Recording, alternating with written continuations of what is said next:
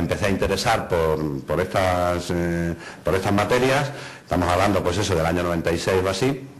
En Estados Unidos ya empezaba a haber muchos problemas relacionados con los nombres de dominio y los jueces, y entonces bueno, pues empecé a investigar ello, ¿no? Y ahora vamos a hacer una breve evolución histórica para ver la situación en la que nos encontramos. Entonces, el nombre de dominio, vosotros sabéis ya todos, no hace falta aquí decirlo, que obedece a la necesidad de identificación técnica de los ordenadores que están conectados a Internet, de las máquinas.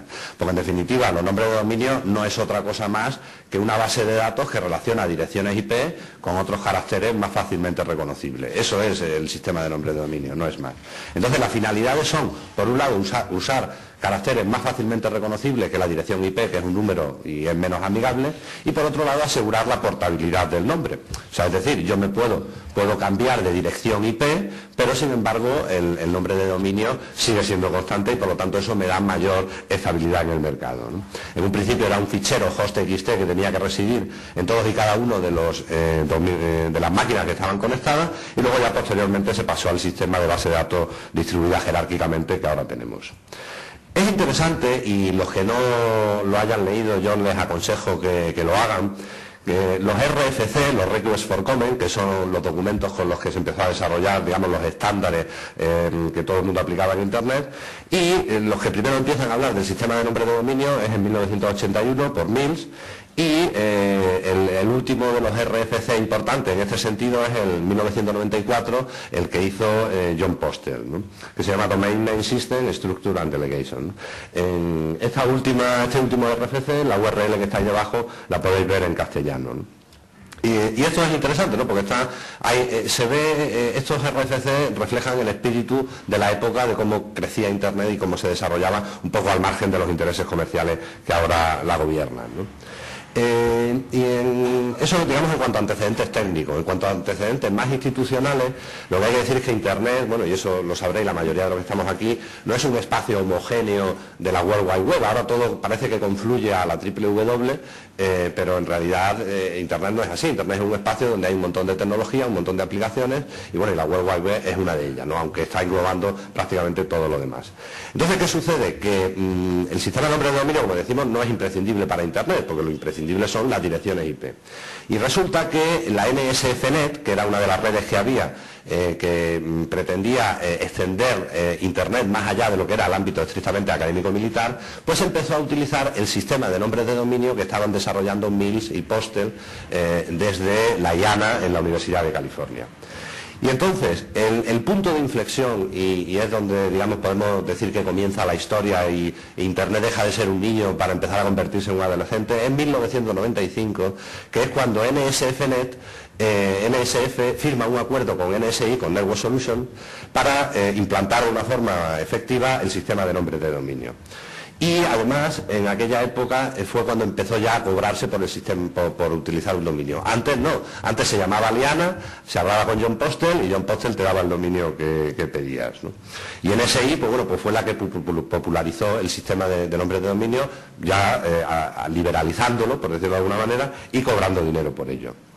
Desde 1995, pues empezó la explosión de Internet en Estados Unidos, empezaron los problemas jurídicos y fue donde empezó a crearse el embrión institucional que ahora tenemos con la ICANN por un lado, con la UDRP y la OMPI por otro lado, que es un poco, o sea, la ICANN sería el poder legislativo y ejecutivo y la OMPI sería el poder judicial, un poco por establecer analogías en este universo de dominios que nos encontramos.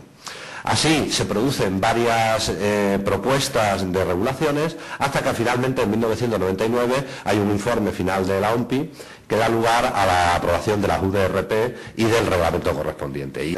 Porque luego resulta que Mercadona tiene marcas específicas para sus productos, como son Hacendado para el caso de los productos alimenticios y como es Deli Plus para el caso de los productos de limpieza. Con lo cual digamos que no es lo mismo. O sea, aquí realmente, en realidad, Mercadona, el nombre Mercadona es un nombre comercial, identifica a una cadena de supermercados que luego además tiene su propia marca para identificar productos y servicios concretos.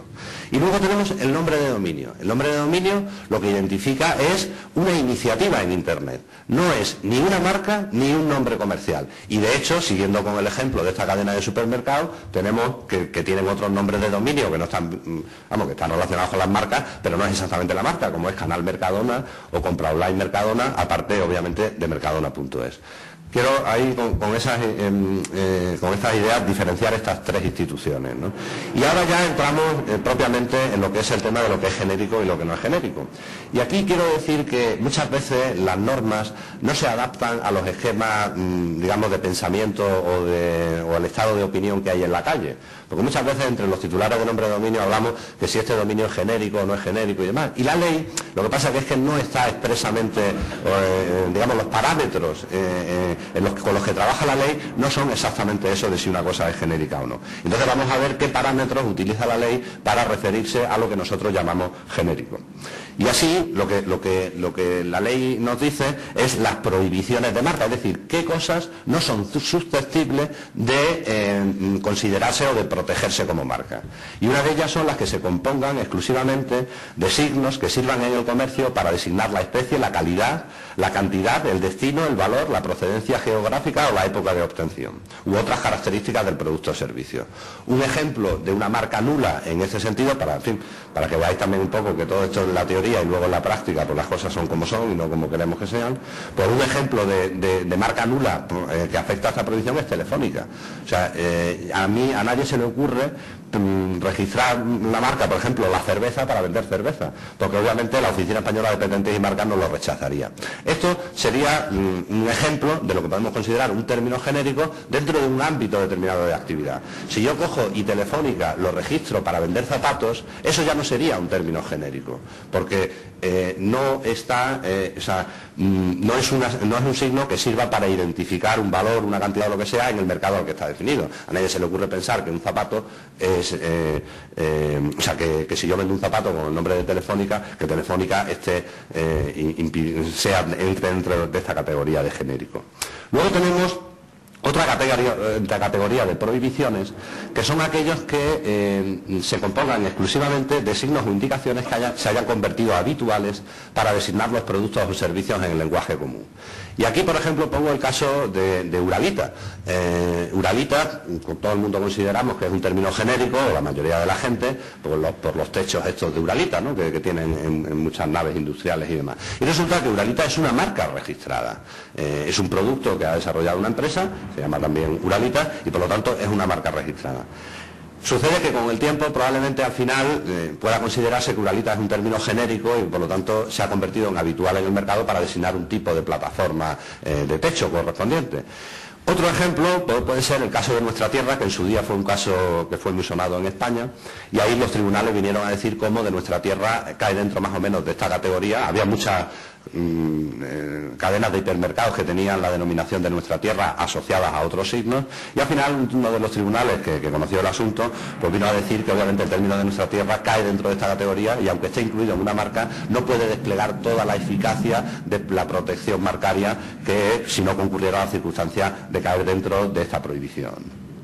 Y bien, y finalmente, una de las cuestiones que más polémicas puede plantear relacionados con los nombres de dominio y con las marcas es el tema de los términos geográficos, las indicaciones, los nombres de municipios, los nombres de comunidades autónomas, de provincias, de comarcas, etcétera. Y aquí hay que decir que la ley lo que nos dice es que está prohibido los signos que reproduzcan o imiten el escudo, la bandera, las condecoraciones y otros emblemas.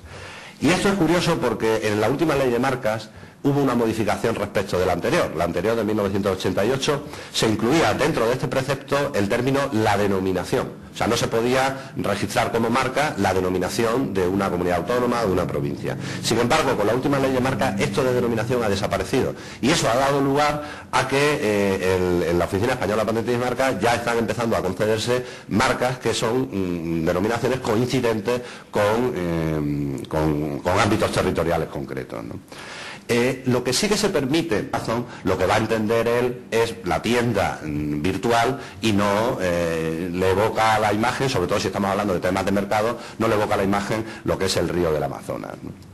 Entonces, bueno, pues estos son simplemente unas ideas para ahora en el debate pues desarrollarlas y contestar a las dudas que se planteen, y eso es todo lo que tenía que comentar. Muchas gracias.